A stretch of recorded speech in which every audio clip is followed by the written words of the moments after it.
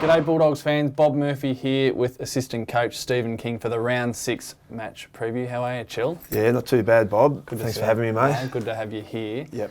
We're going to rattle through a few points, reflect on the weekend's game, Easter, chocolate eggs, and then really we're looking forward to the game in Perth. But I want to start off the loss to Carlton. How's the sort of general feel after a disappointing game like that? Yeah, it's pretty flattening, Bob. I think when you come up or you're on the receiving end of a game like that, internally when you probably don't bring your best in terms of intensity and pressure and rocking up right from the start. Carlton had an edge on us on the game, and in reflection of the week, I think a lot of it was, they played some great footy. They were desperate for a win, and unfortunately we weren't able to match them in that area. Is that what we learn from it? Is that just meeting the intensity of the game and each opponent? Yeah, I think when you look back on it with a lot of young players, it's things that we can control. Probably didn't follow through on a lot of things we planned going in, and once a young team like that, desperate for a win, get momentum, hit the scoreboard and get that scoreboard pressure on, it's hard to sort of find a way back.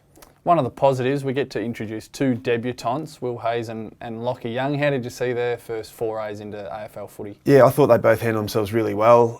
Hayes, been around a long time. He felt comfortable at the level, and he's got a great aerobic ability, so he's able to cover a lot of ground and was in the play early. And Lockie Young, I thought, handled himself well as well down back, continued to back himself with the ball, reading the ball in the air to spoil and intercept, and made a couple of blues, but he didn't look out of place at all. He's a confident young man, and he's going to be a good player for us. One of the frustrations for the supporters on the weekend was, we wasted some opportunities. We go to work on that this week, I imagine. Yeah, it's another week where we've probably won a territory game, had time in forward half, inside 50s, so we've just got to make sure we convert. And yeah, it's an ongoing frustration for everyone, but we're certainly trying to go to work on it.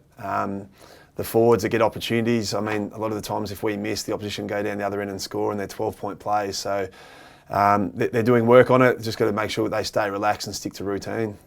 This is where we go into game show mode, Stephen. So this is where psychosomatically you and I are going to connect with one another. Now I'm thinking of a number between 1 and 10, and if you can guess the correct number, we're going to unlock the Mercedes X-Class keys to the game. So 1 and 10. Yep.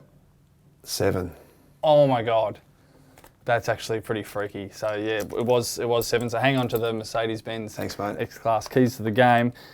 David Mundy, 300 games. It's a fair achievement. Sort of snuck up on me. What do you make of David Mundy's 300 game career? Yeah, he's been a great player for a long time.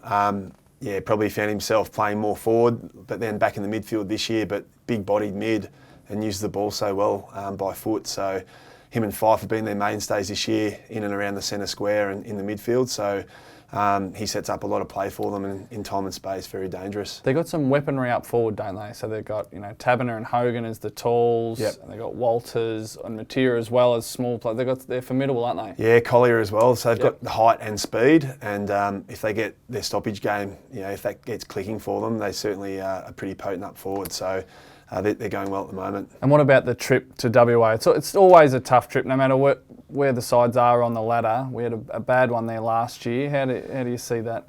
Oh, look, yeah, it's a new stadium. Obviously, it's pretty intimidating for a young group, but we've been there twice last year and obviously didn't get results we wanted. But this game for us personally, off the back of last week, can't come around quick enough. So I think we look forward to getting away together as a group and getting over West to give it a crack. So obviously, it's a big game, Anzac Day round in front of a hostile crowd. We've got to make sure we stick together and really support one another and get off to a good start. Kingy, thanks for joining us. Western Bulldogs fans, quick turnaround this week, not such a bad thing after a loss like the one we endured on the weekend. So tune in Saturday, 8:10 p.m. for Melbourne viewers to see the Dogs take on the Fremantle Dockers.